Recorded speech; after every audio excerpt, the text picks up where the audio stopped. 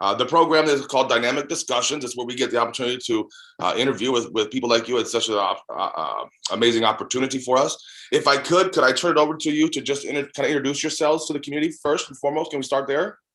Sure, absolutely. So you want like a little short synopsis? Yeah, absolutely. I mean, it's not, you guys really don't need an introduction, but just so we have it there. Sure. I'll start and Boy can finish. He's very good at finishing for me. I'm the goddess Indigo, and this is my boy, Dr. Bob. We have been involved in the community for, what did we figure out? An insane amount of time. I started my first authority and balance dynamic in 1986. So it's been a minute. And I became involved with the community fully 100% out about 2001. I met Boy at a dark party in 2002 or 2003. We've been involved in the same community for a long time. We were actually members of the same mass chapter. And about 4.5 years ago, something like that, I ended up being his unexpected date at a formal dinner, and we've been inseparable ever since. We're both instructors and presenters in our own right, and coming together has definitely shown us that 1 + 1 can equal 11, or in our case, 1 + 1 + 1 is 111, because he actually has a baby girl in service to him as well. So, I'm a founder and current president of Onyx Pearls Luster Southwest, which is in the Texas, Louisiana, Arkansas, Oklahoma region. I am also the founder of Domina, which is a female-led support and education group that's been around for maybe 7 years. And we also have Goddess and Doc, Dinner with Goddess and Doc, which is our weekly lunch discussion group. We meet via Zoom. We also have another group that meets monthly called First Aid, AID, Authority and Balance Dynamics. And then somehow or another we squeeze writing in and presenting somewhere. Who needs sleep? No, absolutely not. No sleep necessary. That's basically all I can think of. Boyd, what do you want to add? No, that's fine. We met, our anniversary, I think, is October 17. We're coming up on our third. It was 2017, 18, 19, 20. We're coming up on our fourth. So we're 3 2/3 years. And okay, not as long as I thought. Okay. No, although I probably wear on you and it may seem longer. Why do we all seem to have that problem? What happened was sort of interesting and relates to your comment about the protocols book. My former owner and I had been the trainers for our massed Austin chapter and for their high protocol leather dinner. And that was to be on the second Friday or fourth.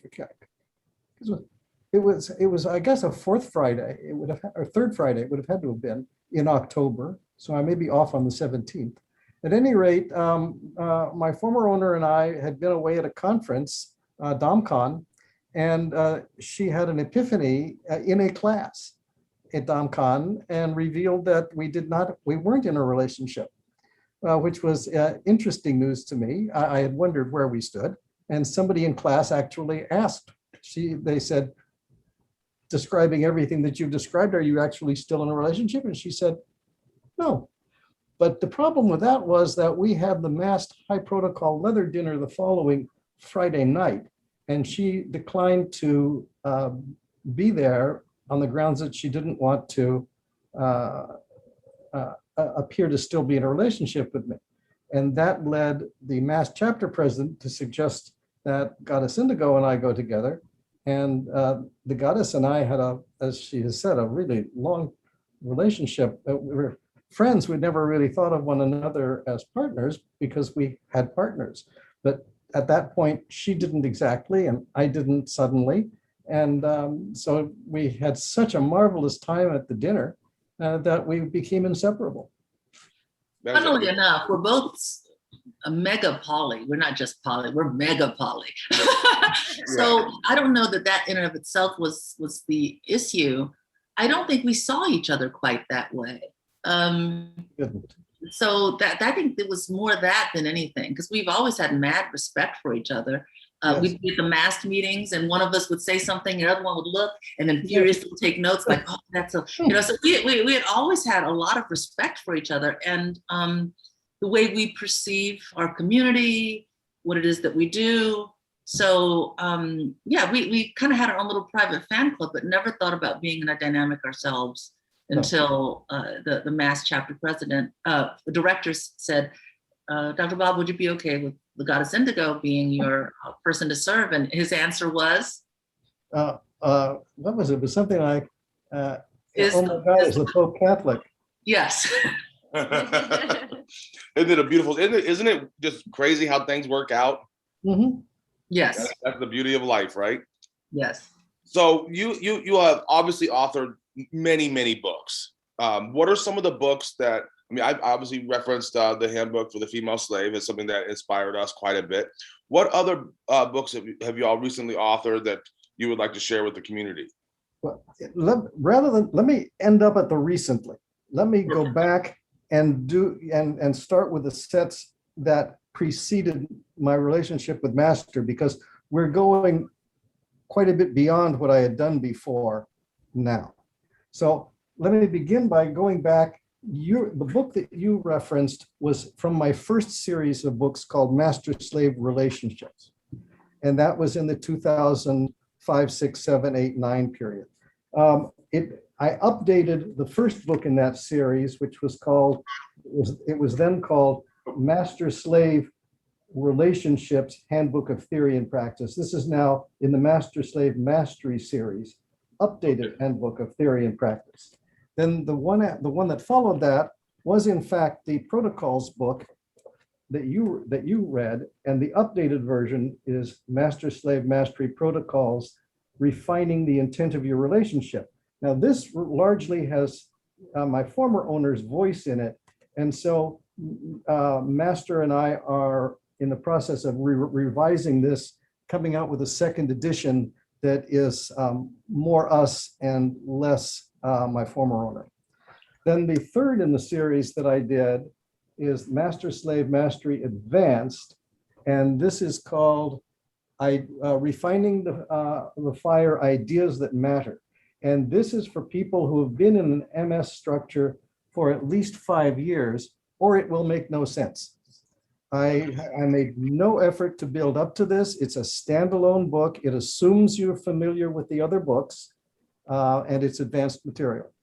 Then after 50 Shades came out and we all went through our period of distancing ourselves from that, I decided the time was right in about 2012 to write a pair of books on the sociology of BDSM. So these are in the BDSM Mastery group, and one is called BDSM Basics, Your Guide to Play, Parties, and Scene Protocols. And you can read this with zero background up to about maybe a year. And once you're finished these books, you'll have about the same knowledge that somebody would have had if they'd been in this scene for about 5 years. So they're intense books. Then the other one, that one is for play, parties, and scene protocols. This is for relationships.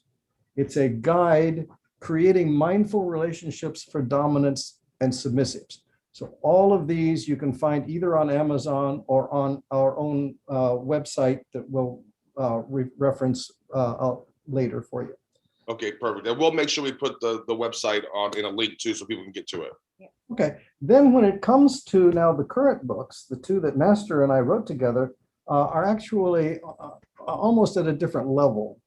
I had come out previously with a communications book.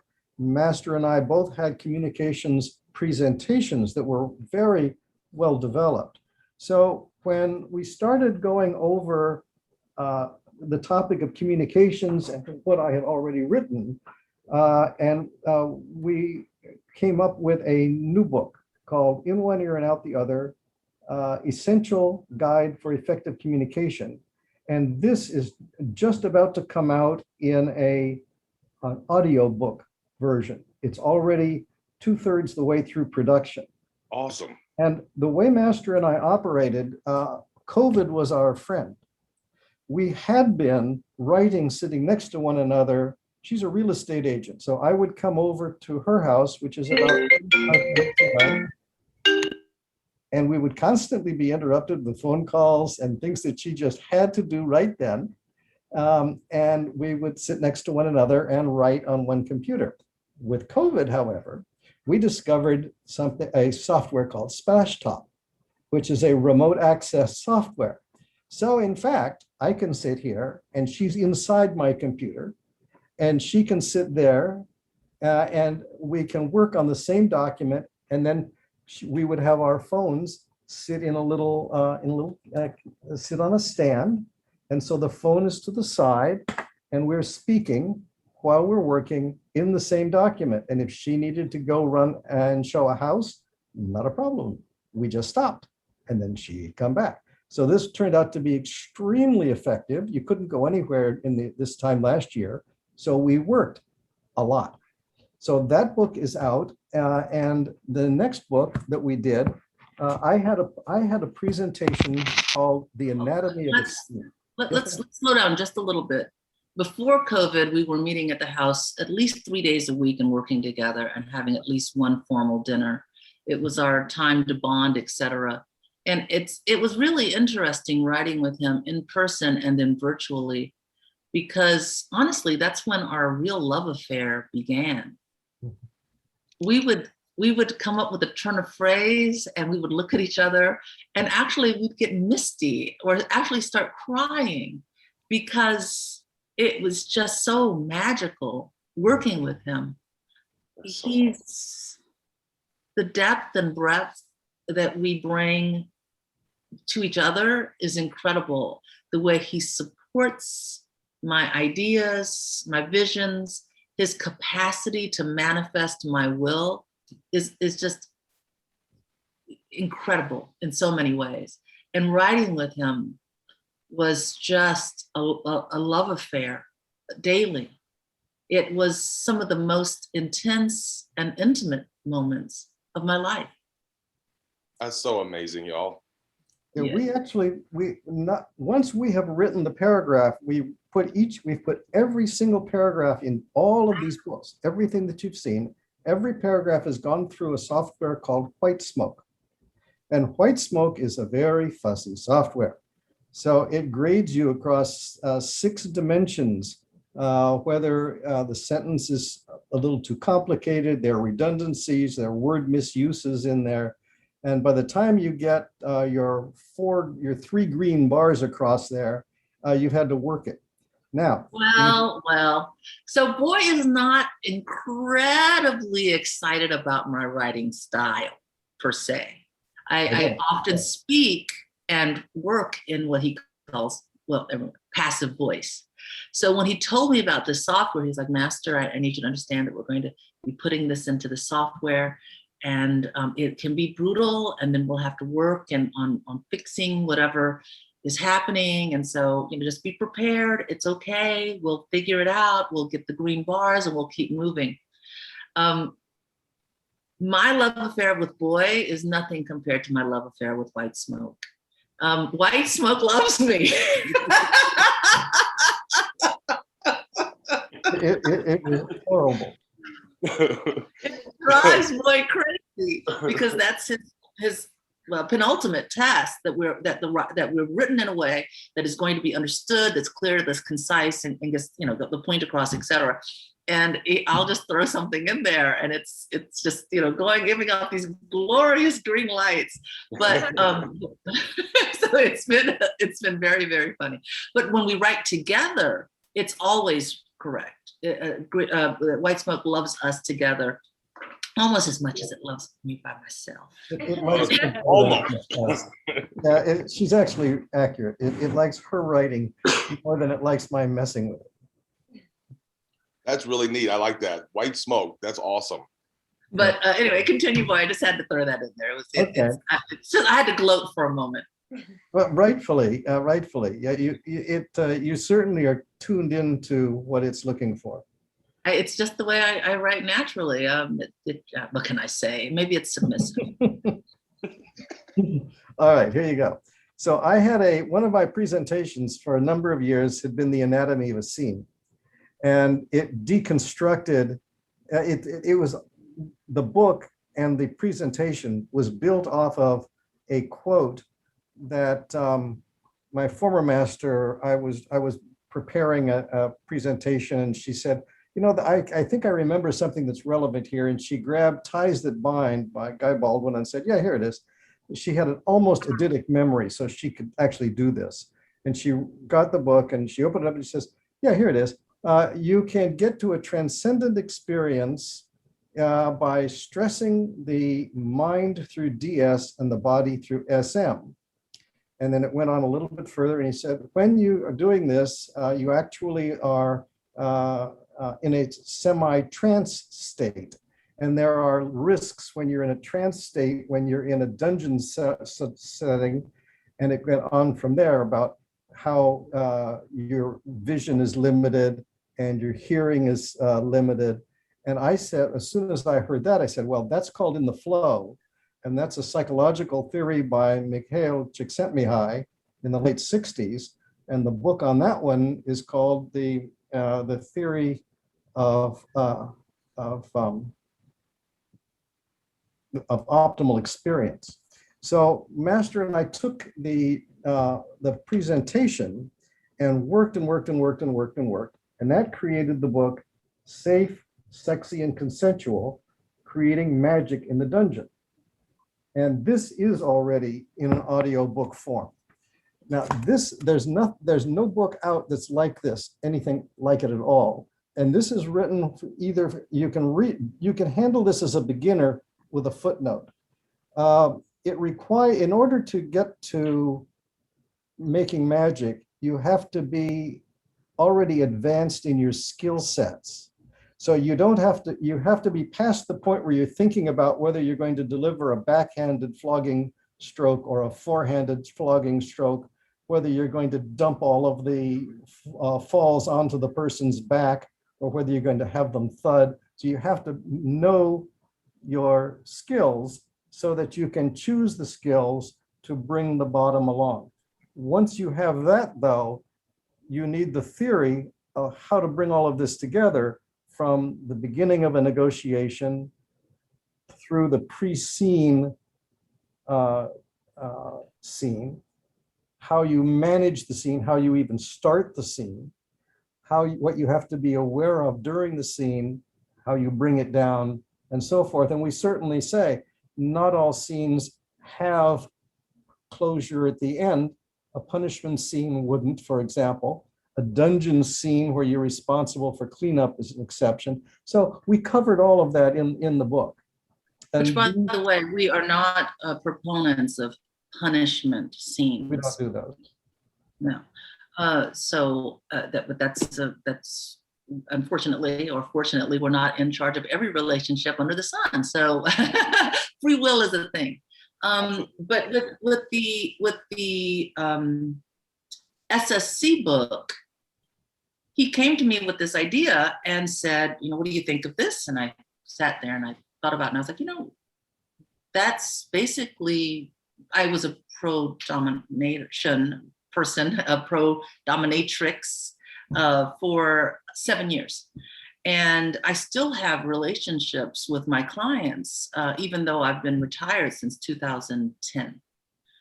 They contact me for every bar mitzvah, promotion, any major milestone in their lives, because we built relationships that have withstood the passage of time. I'm also the only pro-dom I know that never got stood up, and my retention rate was really, really high. When someone came to see me, they just never really left. And all of those things were because I was creating this recipe of sorts that allowed for almost instantaneous connection and following the steps to get them to the state that they were desiring. Many times that involved subspace. So being able to create that formula regularly with a high amount of, with a high success rate was exactly what this book was supposed to be about, while also folding in our community protocols and safe, what am I looking for? Boy, the word, safety protocols as well, so that we're creating a full experience that's also safe, welcoming, warm, and can create a bond quickly so that you can begin to play in the direction that you want. The thing is, you have to know your implement so that it can become an extension of your will. It's Absolutely. no longer a That's great tool. way to put it. Yes, and that's what this book is really about.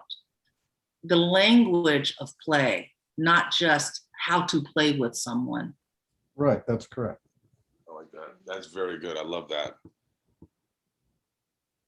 And you said this book is going to be on audio as well? It is currently It is. And is that like on Audible? Where can you find it? Amazon. Yes. Amazon. Perfect. This one is available. The communications book should be done relatively quickly. He has a May 17th due date for In One Ear and Out the Other. So before the end of the month, it should be finished and available. That's so awesome. I can't wait. I hope everybody will get out and get it right away.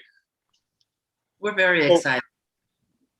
Let me ask you something. Obviously, your both of your journeys and this lifestyle is extensive, and you've been around and seen a lot of changes. So, if you don't mind, I'd like to ask, based on when you first started in the lifestyle compared to now, how what are the biggest changes you have seen, and where do you think the lifestyle is going? We have at Free the Kink, we have a lot of new people every day. We get 50 or 60, 70 new people into the community, and they're brand new. And there's so much information coming from so many different directions, and we get a lot of the same questions. And so, what are y'all's thoughts as far as where it's going, and what are some of the biggest tips that you could give to new people coming in? Okay, so I guess I'll start this one because I am a member of as far as we know, the longest lived POC leather family in the United States, the family. So we've been around since the early 70s as from one generation to another. I think we're 4 generations in right now. Wow. At last count. So I can say that we've had this discussion as a family. We've had this discussion with our siblings, leather siblings, with our leather parents, our leather children, etc. And I think it's incredibly promising. I don't give a damn that they don't want to do it like us. Good. Because someone had to say in the very beginning, I don't want to be like, I don't need the white picket fence. I'd rather beat someone with it, and decided to do something different. The moment that we decide it has to be this one true way, then that's stagnation, which in my opinion leads to death. So I'm excited about our future and the passion and the zeal that the younger generation brings. I love when they will actually listen to us old farts and take some of that so they don't have to have some of those hard lessons. But I think, so, what my parents used to say was a hard head makes a soft behind. But then sometimes that's what it takes to learn too. So whatever, and I had the hardest head of all, believe me when I say that. So I wanted to do everything my way, so I was exceedingly obstinate. So and it takes all kinds. I love the fact that we have so much diversity, so much acceptance. The lines have been blurred, that I can go into a gay leather bar and be happy as a clam and know that, that's okay. But also being, realizing that some spaces are sacrosanct and that everyone can have their own special place as well. It's amazing how much crossover and respect is being that I'm seeing now. And it's just fabulous. It's just fabulous.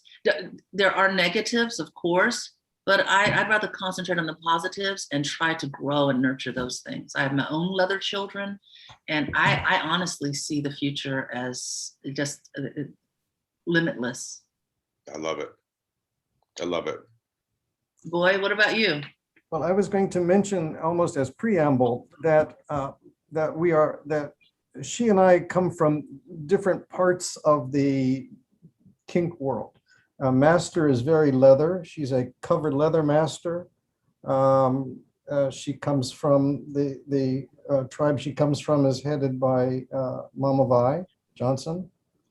And it took me a number of years to realize that I identified in my heart as leather, and began following the leather path as soon as I realized that. And my master slave practices come from the gay leather tradition, rather than from the heterosexual BDSM DS tradition. So let me make a big distinction. In my world, many of the BDSM folks start out, they meet at a club, they meet at an event, they decide that they like playing together, they then end up moving in together. At this point, they have fallen into lust before they've fallen into logic. And after the new relationship energy wears off, some months or a year or so in, they wake up and they are with somebody trying to live DS, but there aren't any models in the world for living DS. There are models for mommy, daddy, boyfriend, girlfriend, husband, wife, but there aren't any models for DS or MS. So they're trying to frequently, in my experience, they wake up now in a relationship with somebody with a very different background than any prior relationship they've ever had. You're now with a grown adult where a lot of your life assumptions and your assumptions about how to behave as an adult are likely to be different. And you look around, they look around in their DS structure and they say, who in the world's working on relationships? And the answer is, oh, all those MS folks over there. So the thing of this is they're now coming into an MS, they're thinking of converting from DS to MS, but the core value in a DS structure is love. So you now get submissives who say, oh, I could never be a slave. I'm not that submissive, which is a non sequitur.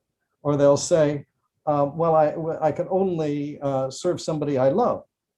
However, if you now look at the gay leather tradition, that came from returned GIs in World War II, and the core value wasn't love. The core values were service and obedience. So there's no requirement that a sergeant love his lieutenant. There's no requirement that the colonel loves his general. Those are silly. So the whole operating rules in a DS setting are simply different than in an MS setting. And when you're doing heterosexual MS as opposed to gay leather MS, the heterosexual MS folks are still struggling, trying to fit love in there and figure out what love, how to do this. And those of us on the gay leather side are saying, I don't get it. What's love have to do with obeying? Well, he's a sociologist. He's an educational sociologist by training. And so it's easier, and also he's on the spectrum on the autism spectrum. So things are very clean and black and white in Boy's head, and that's fantastic. Unfortunately, we are a muddied and myriad people. I think that there's what we've decided is that there is love in every type of dynamic. Mm-hmm. It's a matter of what that love looks like. So, and there's MS relationships that are couched in love, where the foundation is love, and they work just fine. There's no this, like we said, one true way. But in when you're talking about the rough umbrella of MS and DS, boy is not incorrect. But there's always room for whatever we want this to be. We Right. tend to break love down when we're presenting on this, and we're saying, and the question is, what's love got to do with it? We say, okay, well, look, easy to understand, being just really simple about it. Love to us seems to have four components. There's a service component, there's a self-love component, there's an erotic love component, and there's a friendship component. And if you just think that all of that is a pyramid, so you have service, fraternal love, erotic love, self-love, Three-dimensional pyramid. three-dimensional pyramid, and there's a ball in there. Sometimes the ball is more towards friendship. Sometimes the ball is more towards service. Sometimes, so as long as you're operating inside a pyramid where you guys have agreed on the boundaries, it's love. You're in a relationship. When the ball bounces out of the three-dimensional pyramid and lands on the table in front of you, one of you has popped out of the relationship. And that's how we look at it. I like that. That's a great way to put that. What let me ask you guys this. What are some of the things that you're working on that you would like for the community to know? The most important things to you. You know, this is an opportunity for, I know, for us to really to be with you, but it's also an opportunity for a lot of people to learn, and, you know, through this interview. Is there anything that you would like for us to know? Well, I will say that I like to start with the idea that our community tends to value the external. How do we know when someone is a good submissive? When we see them submitting to someone. How do we know when someone's a good master? When they are being masterly to someone. A good bottom, same thing. Good top, the same thing. So we tend to push individuals to be in dynamics because that's when we can see if they're of value. And I think that that is unfair and doesn't speak to our internal work or give us value as individuals. And so as a community, I think that we need to find ways to create validation and safe spaces for people without partners and still allow them to have a place, a voice, and feel okay and whole as individuals. So that's something that I don't hear a lot about. But even when someone's lost a partner, we're immediately trying to get them involved with someone else.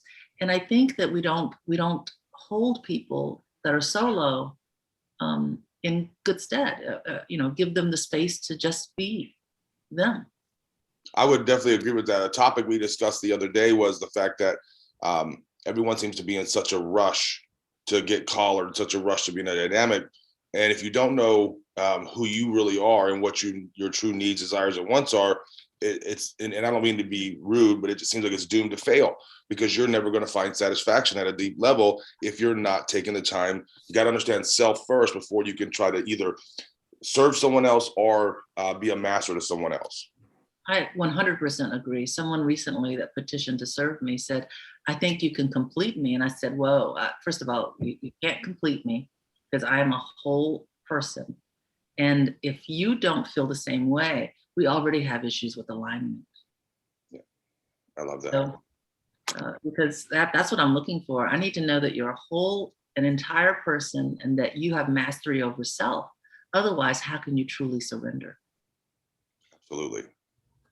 we have a Zoom broadcast every Tuesday night called Dinner with Goddess and Doc. And coincidentally, tomorrow night's broadcast is on Solo in the Scene.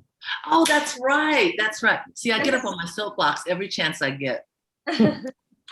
Where can the community find that? Is that something that's open to the public to be able to come and watch? It is in a way. I post it on my Facebook page and my FetLife page. So FetLife is Dr. Bob, Dr_Bob, and it's in the writings section. And on Facebook, you would have to be a friend you would have to send me a friend request to see it because it's only posted to friends. And there I'm Robert Rubel, Friends Dr. Bob. So we did publicize it in the very beginning, but as our group kind of gelled, we realized that we were happy with the idea of people finding us or being invited by others. And so we stopped advertising it, and it's been an exceptional, that's our think tank. It is. It's very nice. It's we really bring a salon. ideas in there, and it's amazing. We'll have a topic. We always have a topic with dinner, and we'll think, okay, we'll get through this, and we may not get past the first point. We've had dinners where we've had to extend it multiple weeks because the topic was just incredible. And we have people that join us from all over, from the UK, Australia, you name it. It's a lovely, lovely group. People stay up, they wake up early to join us because their time zones are so different than ours. 2:00 in the morning for some people. I'm always humbled at the people that join us for that. That's so fantastic. I can't wait. I'm definitely going to hop on there. I am on FET. And if it's okay, I'll send you a friend request so I can see him on Facebook too. Okay. Absolutely. I'm the Goddess Indigo. So the Goddess, one word, and Indigo on Facebook. And then all of it's one word, the Goddess Indigo on FET. And would be delighted to have you. Absolutely. Thank So you. that's one thing. Another is this idea that we have to be all these things in order to earn or be worthy of whatever we're looking for. And I think that we just, as human beings, as decent human beings, we don't have to prove ourselves to everyone, and that we try to create these formulas of what it needs to be like to be a master. To be, if I had a nickel for every time someone on the right side of the slash came to me and said, somebody told me I'm not a good whatever because of blank. And sometimes it's being strong-willed. And literally almost, everyone that's been in service to me has had others in service to them. It's the idea of someone being too strong to submit is just ludicrous. So, just this idea that other people can tell us who and what we are and how we're wanting is just outrageous to me. It is to me too. Yeah. I happen to be a visionary leader, but I don't even think that's necessary. I believe that you can have a visionary follower who's manifesting your will, and creating the vision that you two both want to, or 3 or 4 or 5 or 90, that's up to you, want to follow. That's fine. And this idea that the leader has to be this and the follower has to be this, is all you have to be is complementary with each other and in alignment and moving towards your highest and best. Doesn't matter what that looks like. That's such a beautiful way to put it. I find people, when we meet people who don't understand our world, they always think, well, she must be weak or she must be this or that. I'm like, you have no idea how strong this lady is. You have no idea how just sharp. And I mean, I may be the master, she may be the slave, but all the things that I accomplish in my life, I can directly relate to her help getting there. Without her, I would, but you know how it is. Everyone always thinks that. And submissives and slaves are not weak. They're extremely strong, very intelligent. And I think it takes a lot to be able to do that. So much so. The secret is they make us look good. They do. Absolutely. Absolutely. They really do. We're done over here. That's between us. And they do it so seamlessly. And, it's incredible. He's my force multiplier. That's what I call him. Oh, I love that. I'm going to steal that. Please do. I would love to see more positive words for the people that serve us.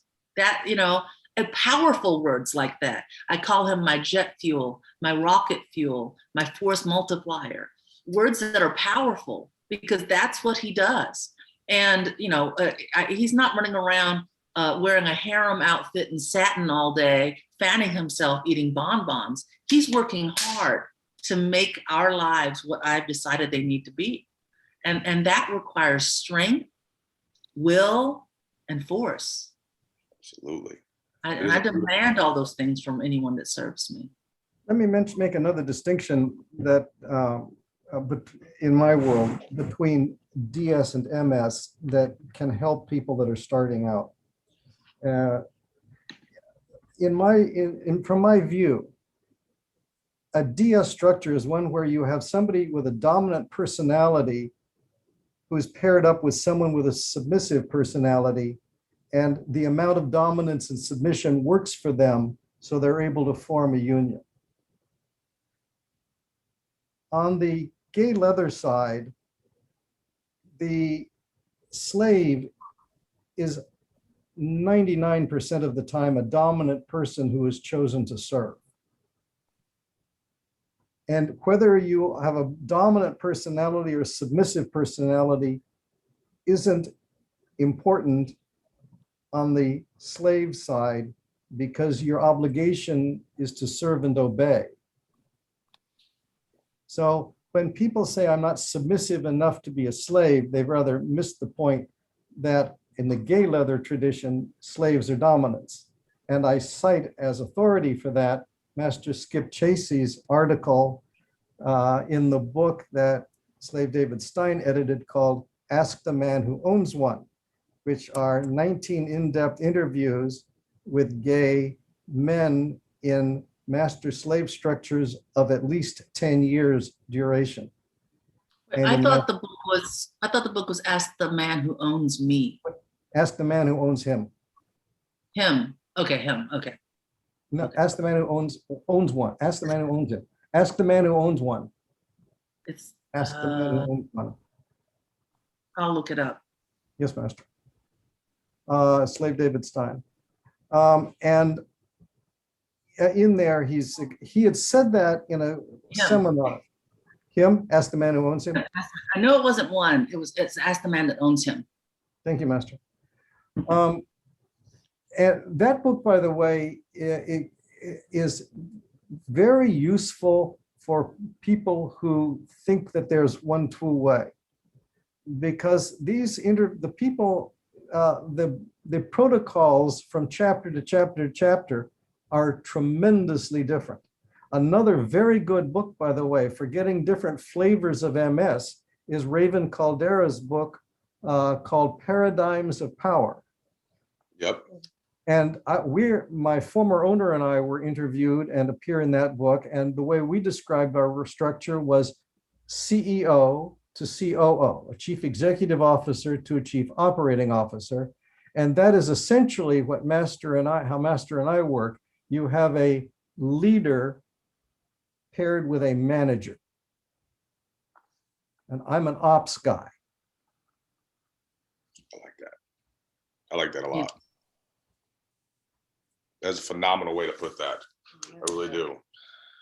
I want to tell you, I know I've kept you for a long time, and I'm so grateful for the time. I can't tell you how much we appreciate this and how much our community is going to appreciate this interview. And thank you so much, both of you, for taking the time to do this. Absolutely.